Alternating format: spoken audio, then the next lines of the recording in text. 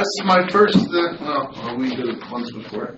Last week I was traveling down in Florida and went to a convention and met a few new teachers that we have coming on board, which is going to be really exciting. But welcome to Green. These are all broadcasts. You were here last week? No. We broadcast this live. What I'm trying to do is get my Fort Myers, Florida group to have their meeting. And it'll be live. I got a Jersey group going to be starting, and I want it live. California, everywhere. This way, people who can't buy real estate here because it's too crowded, well, I can go to the website, look at our calendar, like a TV guide, and Wednesday night, Thursday night, Friday night, you're sitting home, you flop the computer open, you say, hey, there's a meeting in Fort Myers, Florida. Now you can watch. Not even watch, you can participate, just as these people can participate in this one live. You can watch what's going on in Florida and see what kind of property they have. Now, they have properties in there for $60,000, $70,000, $80,000 of cash flow, and they can flip and all the other things. And now you can say, well, I don't have to buy here if I don't want to buy. Yeah, you don't have to buy there, but it just gives you an opportunity to think that there's other places out there that aren't $300,000 or $200,000 to start buying. Or people in California who can't buy less than $800,000. They're looking at here for $300,000. They can look at that in Florida for $100,000. Philly, Jersey, anywhere else we got groups starting up. That's what this meeting is for. All these meetings are live. Well, that's a part of what this meeting could be. Yeah. Yeah, but this is it's a lot more than just and then, of course, they're going to have their education. If they need education from, if they can't find anybody today, hey, they can call, and we can pop up on the screen, sit right here on a Friday night, doing education for them. And, of course, they can do education back for us. And now we're building an educational system, a network system. Now you start making friends from different places. And he just told me about a friend of his in Fort Myers. Let's start networking globally. Everybody goes to East Nashville to buy property. It's getting a little crowded. Let's start thinking a little outside the box. Sure, you can go to Columbia and Alabama, but hey, you might have friends in Texas that you might want to buy there. So that's something how we tried to start this business. Let's do introductions. Anyway, let's go around the room real quick. We have a couple new guys. My name is Lloyd Carr. I own a business called Bird's Eye Group. I was here last week. I enjoyed what I heard last week, so that's why I'm back this week. And you did a deal last week, right? I did a deal last week. Wow. Yeah. That's good. That deserves a round of applause. I'm Wayne Faust, friend of Mickey and Les's, and they invited me a few weeks back. I want to know more about it. What are you doing? Well, I'm semi-retired right now. I do a little bit of investing, and I do some writing, but I'm a licensed therapist. Excellent. Right songs? Tell them what kind of therapist that's what they'll have. Yeah. There's all kinds of therapists. We don't want to hear it. It doesn't mean I'm not crazy, okay? I don't necessarily fit the mold. But yeah, I'm a clinical therapist, and generally I work with all kinds of crazy people. That's why I know them. Hey, I like that. You say you're writing songs? No, actually, I just finished writing a book. I'm doing some writing. Okay, very cool. Various things. Yeah. I'm Nikki Lazarus, and I'm a real estate agent. And me and my husband, we flip houses together as well. Excellent. Yeah. Les Lazarus, investor, real estate investor. And have the house book for sale. Yes, we do. You always got to mention that, Les. Hey, you know what? I had a guy tell me today I should advertise that here. You should owner finance. Well, no way. I should advertise as a house, affordable housing in Nashville, downtown, because they can't buy a house for $105,000. That's true. Oh, wow. I hadn't thought about doing that. That is real life. What's the condo fee? Go ahead, tell them right now. You're on Facebook Live. It's $630 a month. And 630, that includes water, your all the electric, utilities, right? all Well, your utilities. electricity, you gotta pay for it. But it's not much, it's like $60-something a month. Yeah. Somebody can reach out to us. We have a video of the boat, and we also have still pictures, do professional pictures taken, and it's on several different little groups within Facebook. Green Hills, Belmead put that out there 2 days ago. Put it out in the Hendersonville group. What are you asking for? 105, Houseboat. 64 foot. All right, and your phone number is? 615, you can call me, 604-3452. It's a beautiful boat. We've got granite throughout. We have flooring throughout the boat that has a wood look, but it is rubber, so you don't have to worry when you're coming in and out of the water that you're going to mess the floors up. It's a nice gray look. We recently had the boat painted, so it's a sea salt color. It really is a stunning boat. I've had several great comments that it actually on the inside now looks Pictures like are a gorgeous. house. It looks huge. Well, that's what I mean. You renovate houses. So. Yeah. Well, I can testify it's good. I had 2 houseboat parties after. It is gorgeous. Well, I'm Christina Smith. I'm with EXP Realty. The news I got this week, I have 2 closings tomorrow. Wow.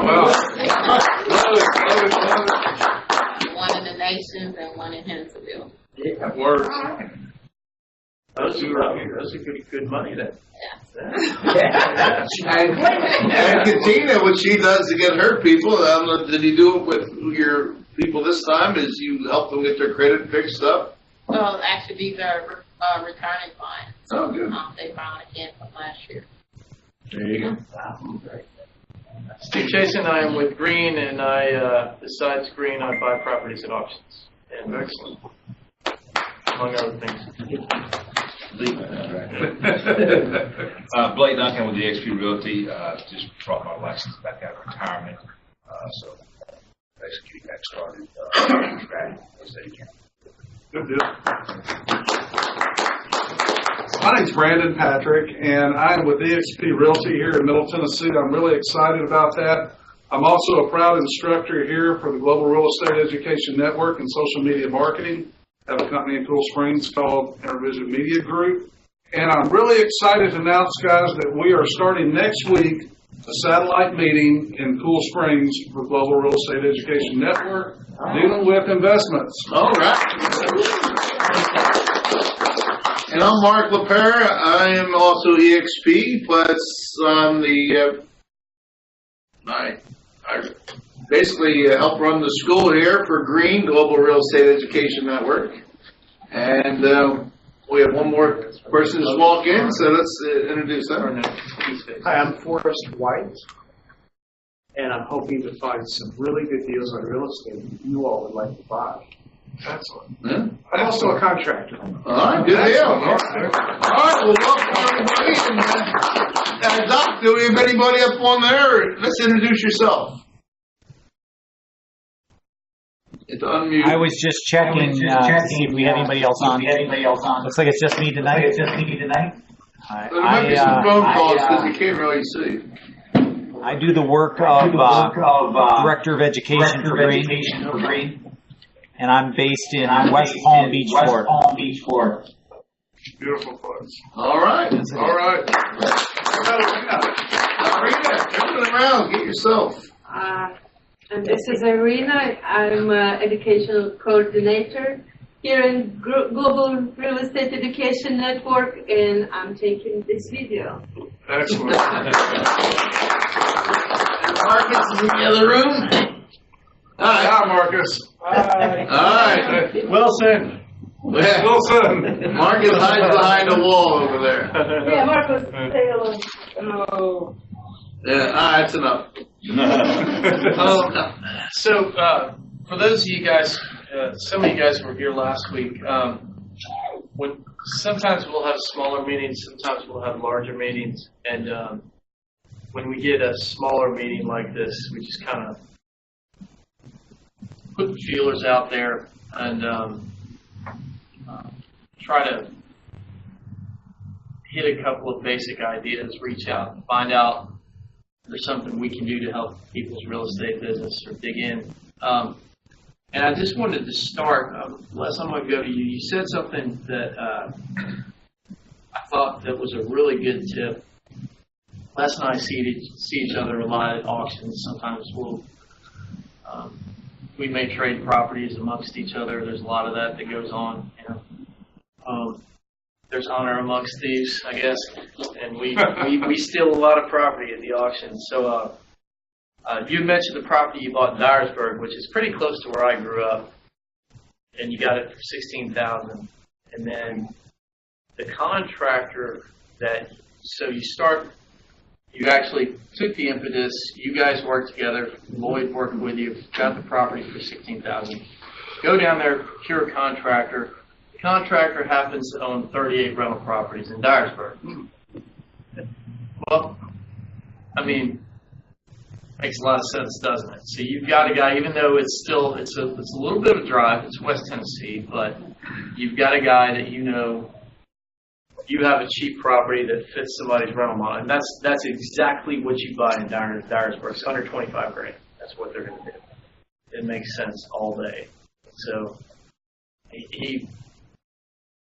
I don't know what he would pay you for it, but that's when you come across that kind of property in rural America out there, you can still make money.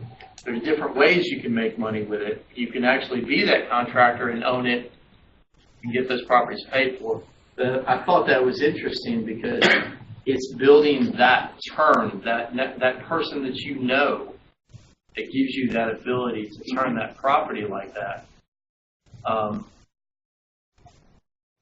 mean, how many years you been doing this? About 20 years. Mm-hmm. And you came in last week and you picked up the deal with him, right? Yeah. Your first deal, you walked in one meeting, one deal. Well, I have been walking with him for about a week, I think. You know, watching what he do and talk with him, and he just, you know, nice enough to put me in with him. Very well. And I was happy. I was really thankful for it. Cool. Yeah, he was actually the one that actually bought it. Yeah. He went to the I went to the sale. And when I told him, I said, hey, while you're there, get a local newspaper. Yeah. And now that local newspaper, I saw a real estate firm that I called and asked if they knew any contractors in the area. Sure. And they gave me this guy. And I called this guy. That's how it works. I got 12 of them down that street. 12? In Dyersburg? Yeah. So you're going to sell it to flip it to him? Yeah. And it's 3 hours away, but I mean, when a property opens at an auction at $9,000 and we know it's going to happen, right? Then I mean, $5,000 for the day, even though it's 3 hours away. That's not a bad day. That's not a bad day. And you can extrapolate this to Florida or wherever. I mean, you could go up into Kentucky, do the same. Yeah. You go down to Alabama. You can almost make it to Atlanta in that time frame. Yeah, he does a lot of business out there. I do a lot of business as well. Yeah. And it's really worth it. Yeah. I mean, it's not far away. It's like 4 hours. That's right. That's a commute to work if you live in Los Angeles. Exactly. I'm from there, so I know. From Murfreesboro, it's 2.5 hours down. Pretty soon it will be, but yeah. So, I mean, it doesn't take that much just to step out just a little bit. Now, Mark, I think, is more of a roamer, likes to, I think ultimately would like to buy every property in the world. I think that's just it. At least one in every city. Yeah, exactly. Even small town. And so I think he tends to be more into like just owning a lot. But there's certainly nothing wrong with stepping out like that. And as we mentioned, looking at other areas, especially if you can put together some pieces and get it done. So Wednesday we have a live feed from West Palm. A girl puts her properties up on and you watch it live from your home or your phone or whatever. So these things you don't have to go drive sometimes. As soon as we get a Memphis meeting started out there, they'll be putting this stuff up there. But we like to get it pre-lit stuff. That's always nicer. Well, I'm going to, so a couple of people that I don't see quite as much, I'm going to go ahead. So I'm going to say, Wayne, you have purchased properties with Les or from less or around less? Yeah. Gotcha. Wayne's first day here too. Gotcha. We've done a couple together, and I don't know the markets, and I think He's good with the value. He's good with the values, and I'm trying to approach that learning curve because you go. I went to Bellbuck when I saw a house that I didn't think was a good investment, but then again, I look back and I'm wondering if I evaluated it correctly. Looking at the numbers he gave, it didn't look like it was going to be a good investment. Yep. The attorney didn't get back with us to let us know what the opening bid was going to be and enough information about it. So we're still learning some of these. I'll give you a short piece on that, and this is just from my experience. I was an appraiser and an agent. What I normally do is it's like plotting a graph. Plot enough points on a graph and you see a pattern. So normally what I'll do is I'll pick out a couple of comparables around the points that you expect, at the value, above the value, below the value, and see what's sold in the last 3 to 6 months. Just drive by 4 or 5 that are close. And when I say close, you want hopefully similar age, similar square footage, school district. You know, you like it to be zip code. With rural areas, it can stretch a little bit. Drive by a few and say, okay, common sense kicks in. Are you getting the same value out of this? This is what's actually trading. Sold properties are what's trading. And I guess being an appraiser helped that a little bit, but dialing in the value, eventually you learn how to plot that graph in your mind, and it becomes more instinct. Initially, as you're going, you've actually got to put those points out there, and you got to see it. So I always recommend people, when they're trying to do exactly like you're saying, just starting, you just got to go look at properties that are sold.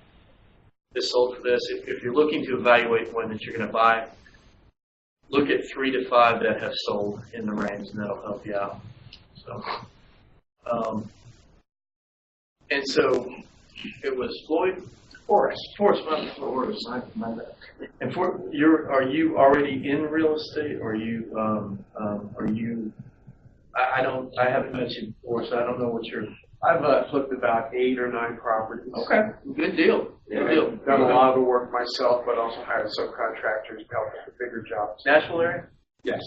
Okay, recently, or? Over the last 10 years. Okay, so you pick up 1 or 2 and then do a lot of the work yourself? I have done a lot of work myself, but good for you. I like to move into a position where I'll just hire others. Now that I understand how to do everything, I don't think I need to do the work. It's not the best use of my time. Agree with that. And some people enjoy it. I actually enjoy it, but then I feel like I could be spending time somewhere else. Yeah, I enjoy it too. I hear you. Is your trade is not real estate though, as a general? It's a side thing right now. It's a side thing right now. Okay. Yeah. Okay. I have a question for you. Mm-hmm. So if you want to get 4 or 5 comps real quick, do you have a tool to do that other than Zillow? Me. Really hurt. Yeah. Yeah, real estate. You should always have a good real estate person that you can turn to. You can try the Zillow and all that, realtor.com. Blake's a real estate agent. But so, yeah. if you have a real estate friend, agent, they'll actually pull the comps a lot faster and more accurate. Okay. I generally, for people that I know personally, we have the conversation. I'll always, that advice is always free. So and I always go to the house and meet the appraiser to show him what I know. And that helps out too. And that way he's not circling it. Well, we used to have to actually challenge appraisals. Yeah. You don't have that problem right now because they literally have to make them appraise for more based on their giving appreciation, which is difficult. They never want you to put a line item adjustment. That's a no-no for an appraiser. So if you put 5,000 across the board, they're going to tell you picked the wrong comps. Right. That's the point. Right. Just like they don't want you to make a line item adjustment for a basement. Right. You don't want to put 25,000 across the board for an basement. The idea is that an appraisal should align with what they call the closest correlating comparable. So if you have a ranch home, it should be a ranch home. If it's a ranch home with a basement, it should be a ranch home with a basement. You can actually comp, you'd like to have a 3-level split, comp with a 3-level split, but you can comp split levels and split floors with basement ranches. But you want a 2-story to comp with a 2-story. And we had this discussion before one time. People don't realize that a single level home is more expensive because it's a factor of cost. You have one lot, you have one sewer tap fee, you have one foundation, you have one roof. But in a 2-story home, you increase the square footage by going vertical. So that's one thing that people don't understand. You can't just take a 3,000 square foot 1-story home and compare it with a 3,000 square foot 2-story home. It could be $50,000 less. So the little things, and sometimes it becomes, there's a little bit of aesthetics and common sense that can come into play that go beyond the numbers when you're trying to dial that value in. And I just say you don't build basements anymore. They don't what? They don't build basements anymore. No, well, a basement gets a single adjustment. It doesn't, for the USPAP Uniform Standards of Appraisal Practice purposes, it is not comped as square footage. It gets a single adjustment. What, Steve, like if there's a basement, use a real 1,000 square foot home with a 1,000 square foot daylight basement underneath, not including the garage. Let's just use that. Mm-hmm. What is the square foot difference if it's a daylight basement where there's windows, heat and air? You know, line item adjustment for the basement, unless you're comping it with another basement home. I got a story for that. My wife just closed a house out in Sparta. It's a 1,000 square foot home.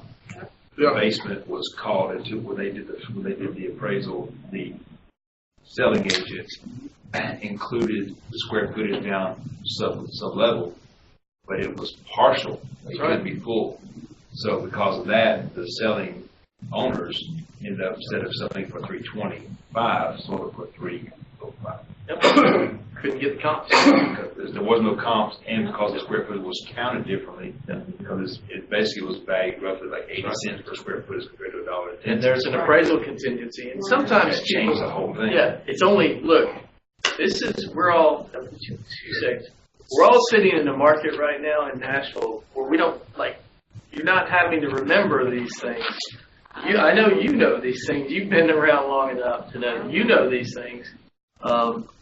Eventually that appraisal contingency will bite you. Yeah. So if people have missed that square footage, late closing and the I wonder why the MLS does not have a formula on square foot in the basement, because when I've listed houses in the past with, it's always counted the square foot when you look at it on the MLS. Yeah. And so, and the thing is, I've never had one not appraised, and I've also represented buyers on them, but I'm sitting here wondering, on square foot, why is square foot, why can they not figure out a uniform line item like what you were saying, difference when you put it below ground? Try to think of it like this. You're supposed to have 3 comparables. You really want 4. Because particularly if you're flipping a home, if you're an investor, they're going to want an additional comparable to justify value. Sometimes 1 or 2 additional. But a ranch home compares with a ranch home. A ranch home with a basement, when I say ranch, 1-level home, compares with a ranch home with a basement. A basement is a line item adjustment. For the purposes of appraisal, it does not count in square footage. So that line item adjustment could be $10,000 to $50,000. It could be $10,000 to $100,000. If you're in a higher end home, it could be a $100,000 basement. Rarely, 50 maybe. Mm-hmm. That is going to be across the board. So you want comparables that have basements or don't. Really, if you have a slab home, you would like to have slab comparables. Mm-hmm. You don't necessarily want something with a crawl space. If you have a home with a garage, you can't, there's some common sense here. And this, as investors get caught in this trap too, everybody has to think about it. you go over here to Cedarview. Okay, you've got production homes built in the 1980s. There is certainly nothing. Well, a production home built in the 1980s is generally a piece of junk. Okay. But you can go to Creve Hall and see a pretty home on a half of an acre that's a brick ranch built in the 50s and 60s that's been updated. It's not even any question about the value to a family, to someone who's going to live in it. You get these homes that, I'll tell you another thing that happens in a neighborhood built in the 1980s. You got T111 siding, or you're starting to get to the age where, especially in these smaller production neighborhoods, a lot of these properties have become rentals. A lot of the functional life of the existing structure has depreciated. Yeah. So all of this stuff may not have been replaced. It's deteriorated. So there can be wide swings in the value depending on where you are, like what the neighborhood is like. And on a larger scale, Horseshoe Bend we talked about that earlier today, a perfect example of this. We're talking about a $500,000 neighborhood where production homes that are 4,000 or 5,000 square feet could differ in value. The same 4,000 square foot home could be $200,000 different, and it's hard to dial. It's fuzzy math trying to dial it in. You could have one that's been well taken care of that could be close to $800,000, or you could have one that could be $500,000. In a bad market, that might be $350,000, but in our market, so that applies not just to this little starter home neighborhood, but when you have these production homes and they start to get to that 20 and 30 year life span, you really, as an investor, we always like to have that sort of, we like to see all the higher dollar signs, we like to be positive and think we can make all of this money, but you need to be conscious of these things that affect your value there. Like siding replacement. Sure, 100%. Yeah. So is there any percentage range of the living space that you might attribute to a good-looking basement? If you say in a range of this to this, a good-looking, well-cared-for basement might go for it. It's going to give, as far as the strict percentage too, because what if there is no basement homes to? If there were only comps, normally I'd say 10 to 50,000 usually. It's just so difficult. It's you almost have to see the comparables and see the difference in the prices to know. It's a difficult thing to try to say percentage-wise. It's based on each neighborhood. Yeah. Like the first floor was $100 a square foot. Would the basement fall in a range of 30 to 70 cents? It's not the way you look at it. Yeah, it's not. And I had one in Indiana. We basically had to cut off the back. And it was full living. Well, and so the neighborhood, he overbuilt. Yeah, and so you can try. I'm not going to say that's not totally the way you look at it. You can try to approximate, but it's interesting that you bring up dollars per square foot, because the same thing applies to the dollar per square foot as the same concept as we mentioned with single level homes. Is the larger a home gets, the lower the dollar per square foot is in the subdivision. You have to be. And it's the same concept of a two-story versus a one-story. You have a base cost with any new construction. It's all a function of the cost basis. The lot cost, the utilities running in, one roof, one foundation, all of that's built in, independent of how many square feet you have. You had that one on Tampa, right off of Harding. Yep. 1,300 square foot. A nice little brick house and then this deep sloping lot. It had a nice deck around. It was a work deck, but it had a 1,000 square foot basement. Carpet, nice. It had a big room, and then an uncarpeted where the appliance, the hot water tank, and all this. And then they even had another room around there. We tried to say 2,300 square foot. They know what it's a 3-bedroom, 2-bath. It was all upstairs, and that's what you get. And you tack on a little bit more for the basement. Well, what's going to happen? I mean, it's interesting that you mentioned Tampa. Tampa would actually be a good example. It's the main takeaway I think anybody's got to have is this market that we have is going to change, and we're not going to see. We don't have to apply to appraisals in Nashville right now. You just mentioned a case where you do have to be conscious of this thing, and eventually the market's going to get normal again. Where these things are actually going to mean something. Yeah. And we had to wait a while for Tampa. And that basement had a full. And it wasn't all basement. The back had walkout decks and stuff like that. We had to wait for the price. We had to keep fixing the house to get the price we wanted. I don't know the price. We had your dad over there. I think we gave the guy a pretty good value on that place. Well, like my wife's house that her buyers bought anyway. Yeah. The downstairs had a bar, had 2 bedrooms, bath, living area, covered deck off the back. Yeah. But because it was all heated and cool, but because it was subterranean windows, but it was subterranean, it did not count. It had to be above ground, and then the subterranean counts less per square foot value. Yeah. No matter what you have in there. It happened to me. I had to board meeting and mother's. Grandmother's mother-in-law's suite. And some appraisers will do exactly that. Some appraisers will put $1 per square foot on it, and I can remember that it generally would be anywhere from 25 to 50%. Just depends. Yeah. They will run that as the number. But you have to be careful. It's independent for each neighborhood. Just look at your comps. You buy that house at X amount of dollars, $350,000, whatever that price was. That's today's market. And Steve says, the appraisers, the banks are giving them basically carte blanche because the banks are giving money. When the banks stop giving money, the first people they tell is the appraisers saying, stop appraising, or I'm not going to accept your appraisals anymore. All of a sudden, they do a hard reverse.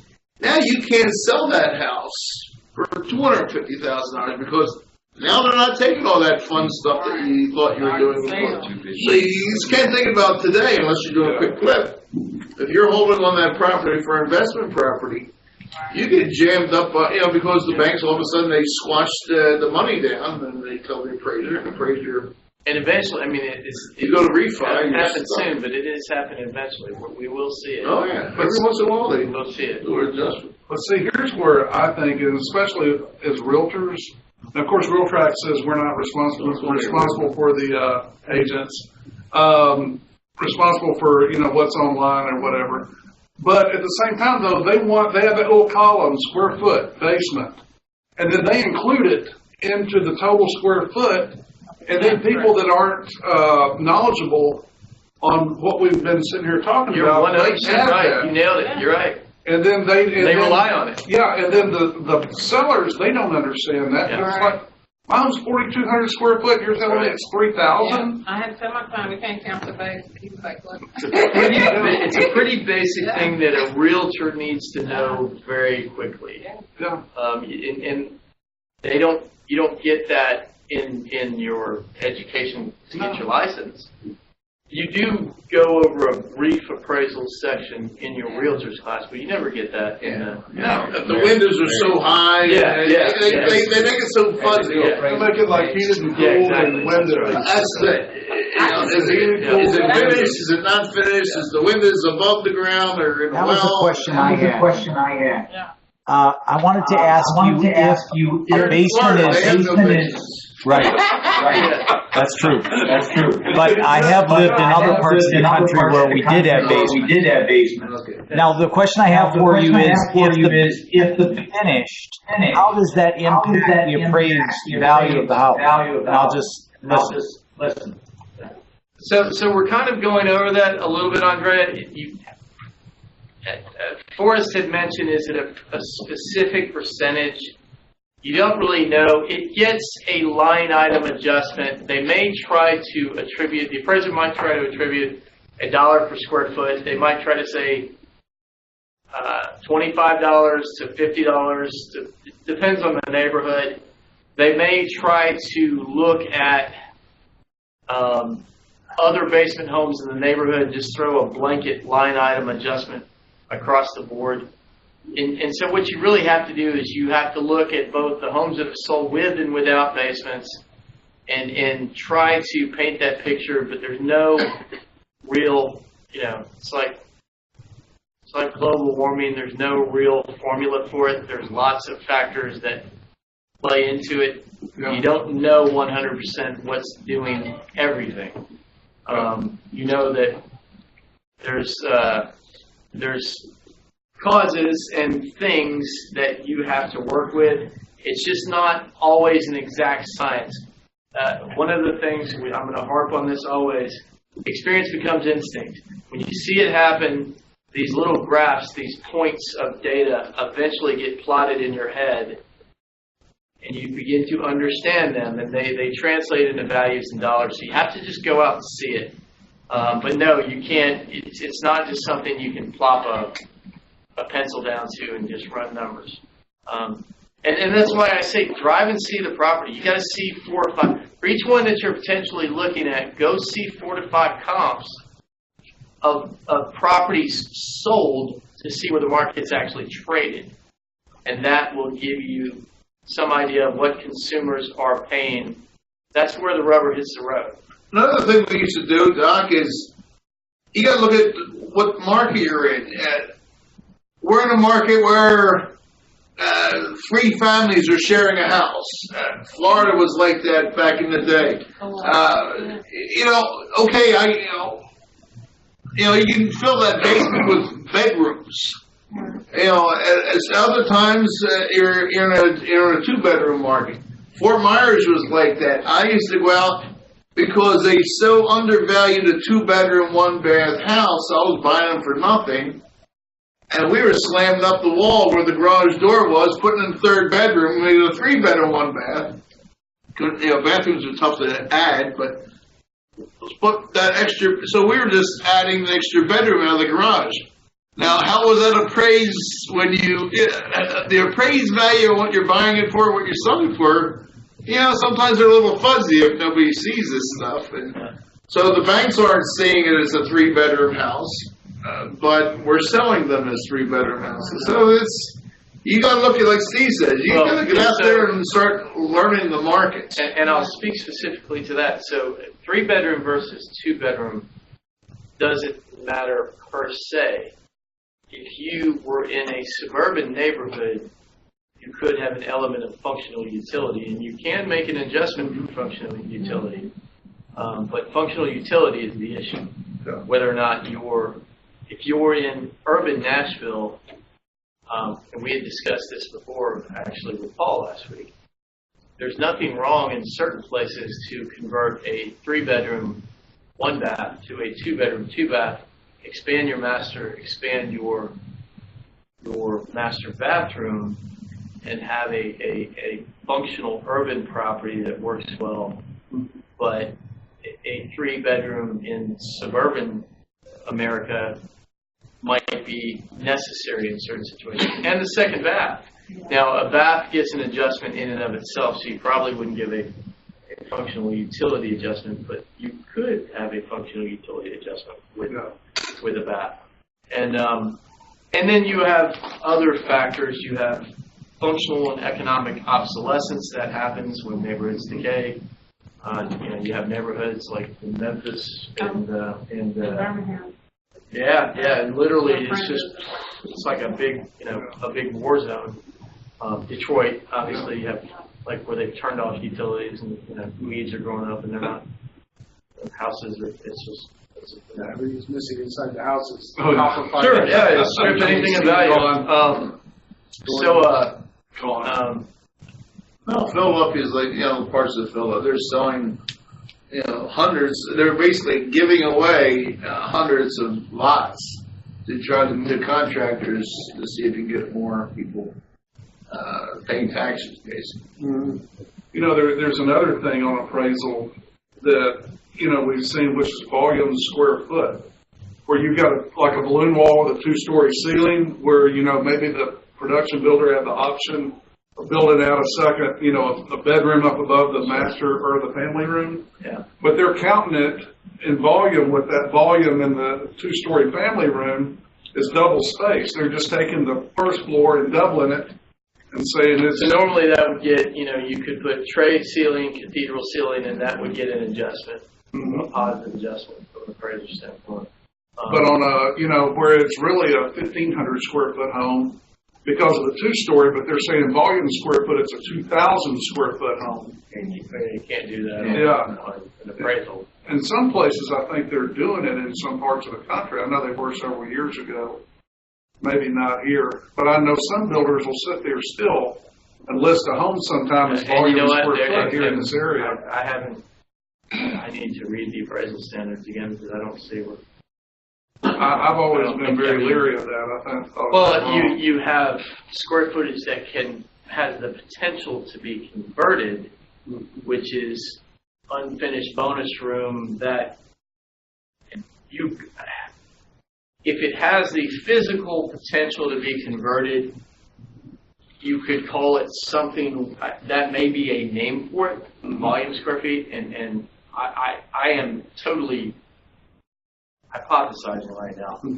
That would be a line item adjustment. It certainly wouldn't be finished square footage. You can't call it the same thing. But if you have an unfinished bonus room, that could be worth 10 grand. In other words, you have space over a garage that's floored and essentially ready for drywall and ducting, then that could absolutely be worth 10 grand. And it only costs you 10 grand to finish. It makes your house worth 20 more, you know. So these things on an appraisal, they get adjustments.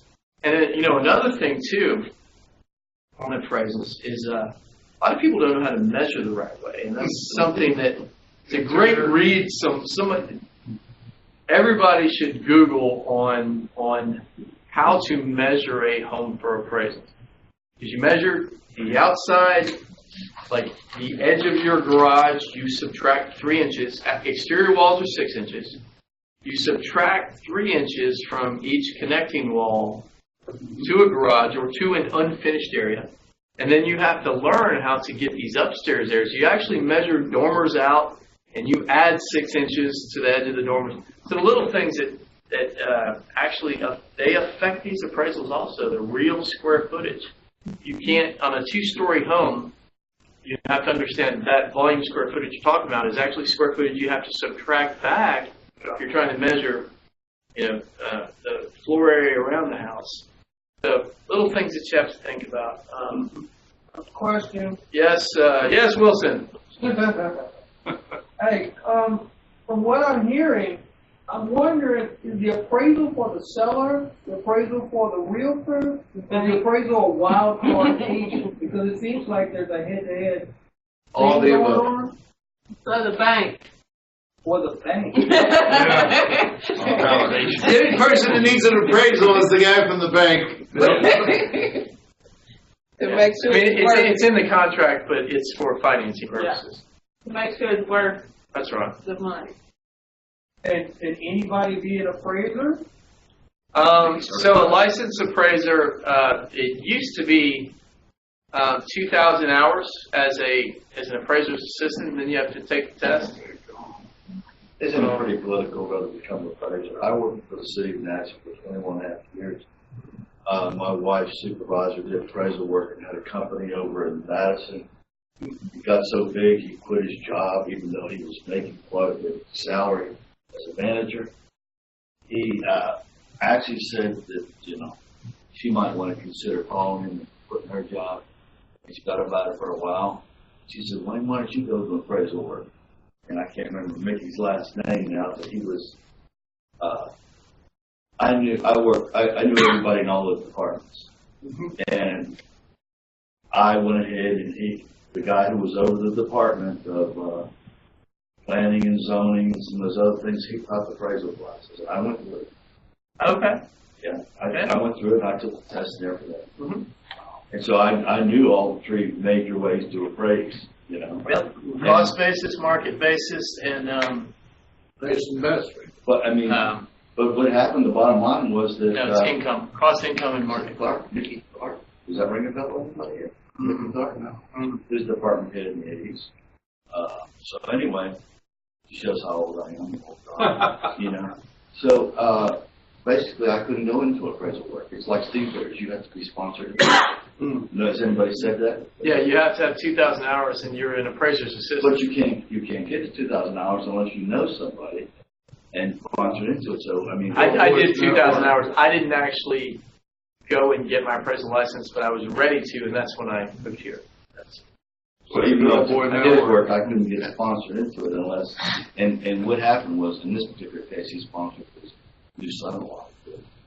Wow. Yeah. So I mean, it's. Well, you have there's a couple of designations. There's the SRA designation, the MAI designation, and gosh, it's been 20 years since I did this stuff. The SRA is the quote-unquote state licensed designation. Okay, I found something on the web for us. Seriously. And the MAI is the Master of the Appraisal Institute, and that's kind of considered amongst the people in the business to be the higher standard. If you're an MAI, you're an appraisal badass, basically. I was an assistant with an MAI for a while. And, I mean, it's. The way this market is, you probably wouldn't want to be one. It's a good, they changed it with Dodd-Frank since the bubble and Dodd-Frank. If you're a go-getter, you're paid these by guys. the number of games you think. Yeah, they do. Yeah, but I've seen a lot of these appraisers. They know every deal in town that's happening. They know every foreclosure. They know what's fixing to happen. Well, and usually with most of these guys, all the stuff is boilerplate. So all of it, their verbiage, and then you type in about two things. Boilerplate. You do your home inspection. You try to just crank them out as quick as you can. Yeah. A lot of them are investors. Quite a few of them that are investors. They know deals are coming up. Some of them. So, what's that? We're getting the close. guy that got to me, the appraisal came. Well, I mean, he had 20 before he got to me. It was 1 o'clock. Wow. He'd been up all morning. Wow, he had running in the day. Yeah, he just ran around in his car. He got everything out his whole car. Yeah, 20 inspections. It's hard to measure 20 houses. That looks like it's about 125. Yeah. If he's measuring, but if they're little squares. He was measuring. Yeah. If they're all he little. measured mine. I'm looking at Well, hey, let's do this. We got 15 or so more minutes. Let's do questions. I'd like to hear what that's what I'm saying. Let's do you questions. said you had some properties for sale? Not right now. Not right now, but I will have some. Don't say you got things for sale in this room. Not right now. You want everything. You know? You want it all. You got buyers in this room. That's that girl from West Palm. She said, I got a hat. I said, I'll buy it. I haven't heard from her since. You know? Wow. Scared her away. Oh, I didn't think I should. I didn't think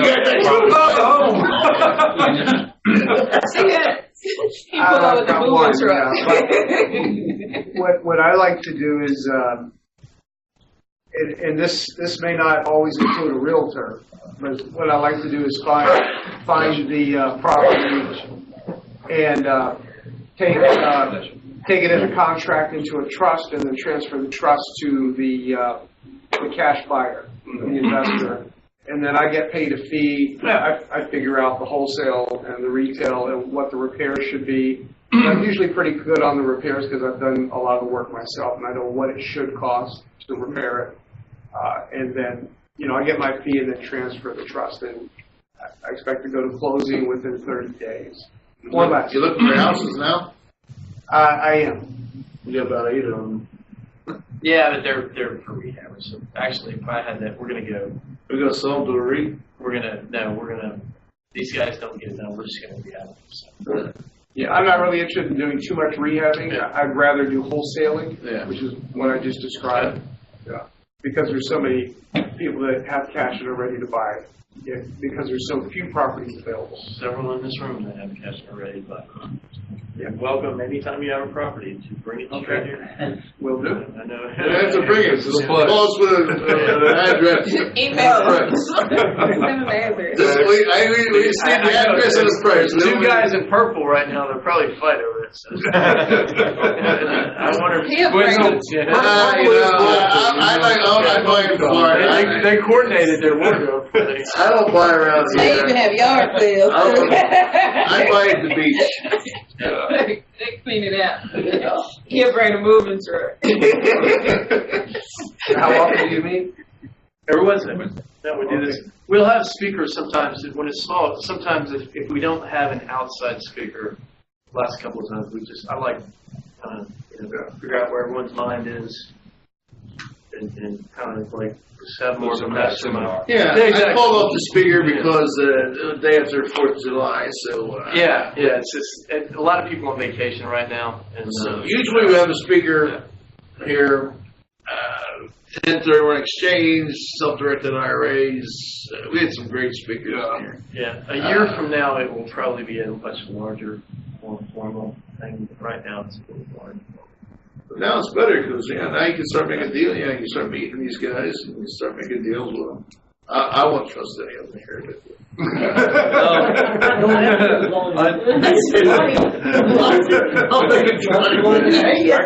They give me money and tickets. Andrea, I know you generally have a question, and I figured you had one already, but I didn't know if you usually have one teed up for right about now. Do you have another question, sir? I'm good with the whole question thing, Okay. but I was going to slip in a little commercial. We were talking about guest speakers. Next week we're going to be having Tom Rutkowski. Tom is a friend that I've met here in the West Palm Beach RIA. And basically what he does, he uses life insurance to invest in real estate. And so he's going to be giving kind of a Reader's Digest description of what he does next week. And our intent is to offer a more expansive version of it on the OmniJoin in August. Yeah. I met Tom, actually I met him about 4 years ago. But I met him in West Palm last week. Yeah, bring it in. And the education, I'm telling you, as long as I've been in real estate, the education just blows your mind what we don't do. Yeah. And Tom's, I sat when we were sitting at a bar at West Palm, I'm looking at the sailboats. He is a life insurance salesman. When he was taking the test, I was talking about life insurance and what you can use it for. And, well, when he got to a certain point, he says his mind just shut off and he just focused on that. He says, man, how come you guys, you went through this real quick. How come this isn't your biggest selling point of life insurance? So, what I was, so he was talking to me. He says, well, everybody knows you can borrow, you borrow money from yourself, you pay yourself back. Well, that's absolutely wrong. He says that's not how it works. Exactly. Your $300,000 that's in there collecting that 8%, whatever the insurance company gets in that. When you borrow $200,000 off, you don't take $200,000 from your $300,000, and now it's only making interest on $100,000. You borrow off the insurance company. They by law have to lend you the money at 4%. So your whole $300,000 or whatever money is in there still makes the money. Exactly. You get the money from this guy, and you do whatever you want. And then when you pay him back, you don't pay you back, but your $300,000 is still making all the money, and you make the difference between your 4% and your 15%. I need to, and because you're not borrowing from the money, but against the money. It makes all the difference. It just brought me from a two-dimensional thinking where I'm making money on my money. No, I make money on my money, and I'm going from this guy's money. It's like a three-dimensional. Yeah. I need to learn more. I do know that there are a lot of knowledgeable people that are somewhat skeptical about dealing with whole life. So I have a lot of questions about that, from a Just so you guys know, this guy Tom is a sharp cookie. He has a master's degree in finance. So he's not just a used car salesman or anything. This guy can bring the fastball. Passive income is what his. Yeah, that's what he does.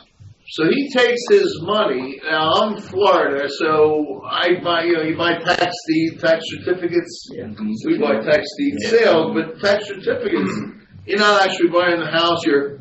You're paying their taxes back, and you bid 18% down to 0%.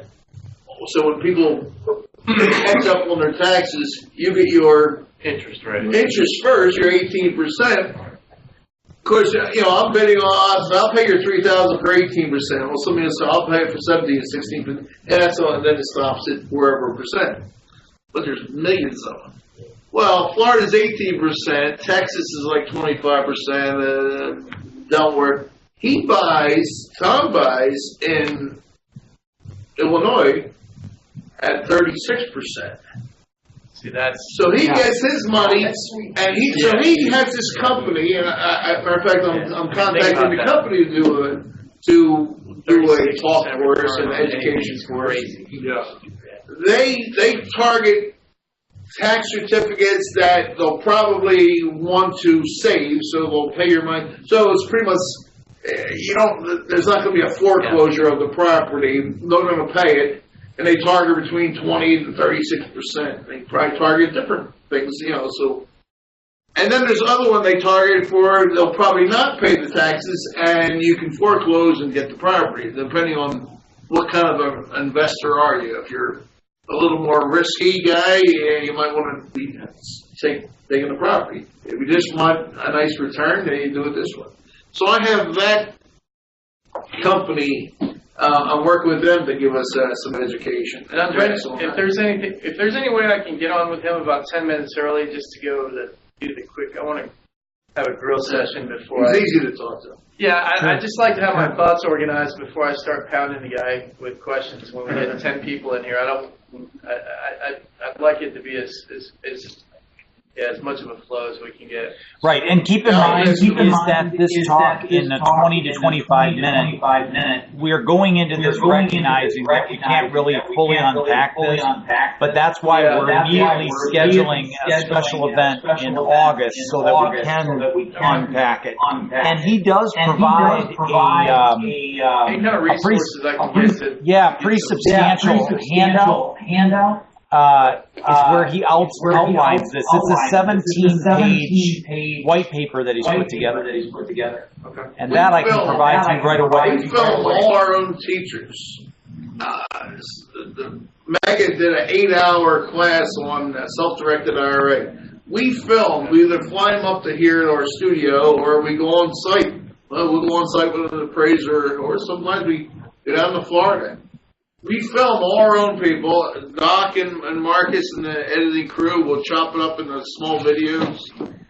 And then we'll have them come back and do a talk so they can talk to you live via this thing we're doing right now. So you can ask them questions as they come up. Not like you have to, I watched your video, I have these questions. No, you watch them talk live and you ask them right now. That's what we do here at Green. That's a pretty good segue to wrap this thing up. Yes. Actually, I have something to say. Yeah. About to Green members. So if you have your tools and website, so all of you have your personal website and learn from Green, where you can put your web page, where you can put all information you want to be available on this website. So if you have problems to sign for website or watch the training, talk to me. I can demonstrate you how to get to your website, to the .com or .net site. Well, yeah, we would like to use that website more and more. Docs and Marcus and I, we spend a lot of time creating the educational stuff that's in that website is just unbelievable. And there's all kinds of education and blogs and podcasts. Brandon does our podcast. There's so much stuff in there. We would like people to actually use it. Well, let's, so anyway, that's kind of one last thing, and I'll let you say what you're going to say, Steve, is just for example, to segue with what Mark is saying, one of our bloggers, Barbara Ballinger, she has written for the Chicago Tribune, Washington Post, she's a current writer for the National Association of Realtors. She's got something like 16 books published. That's just one of our bloggers. So you know, these people, we've got some good people that we're putting information into your kind of into your orbit. All right. Steve doesn't like to push too much. So. Yeah, no, listen. So the blogs are actually free. So just Wayne, just of course, and I guess Lloyd, you've been here, so you kind of know. Blake, you're joining, but we're gonna. What we do here, this is free and open to the public. We want everyone to come every week. We have an education where we take this sort of to the next level. We do online training, and this is $109.94 a month. It's actually a network marketing company. So you can bring your friends. You can actually make money by introducing this education program to your friends. Hopefully, we can. I think Blake can see we've actually discussed, and people in the know. Where that can potentially value your existing business or add value to it. Even guys like Paul Kaznowski, who's making $1.5 million a year flipping houses, comes in the first meeting and says, "Well, he made 5 years deals. Yeah. 5 years worth of membership right there. That's one week." So you guys are welcome. You're welcome to come here. You're also welcome to join the network. Yeah, we're here all the time, and you can pop in pretty much all the time. The website is www.learnfromgreen.com. Dr. Molinari is our Director of Education. He's in West Palm Beach, Florida. As Mark said, our training sessions online are filmed and archived for members. So what we're speaking of is online training. That's for our members. Even though we will have some of our trainers will come here and speak. These are investor club meetings because with any kind of education system, we want to have that, but it doesn't replace the fact that all of us have to have a network of people, and that's how we're making our deals. Yeah. And Brandon's starting a new one down in Franklin. Good. Brandon's going to go ahead and get that launched. We're going to have one on Les's boat. We're ready. All right. I think the tour. Yeah. All right. Anyway, it's 7:30. Anything else, real quick? Well, and so let me just finish, and I say this every time. So we do these meetings every Wednesday, 6:30 to 7:30. You're all welcome. We'll open the doors at 6. We'll let you stay here, talk till 8 o'clock. At 8, I'm kicking everybody out.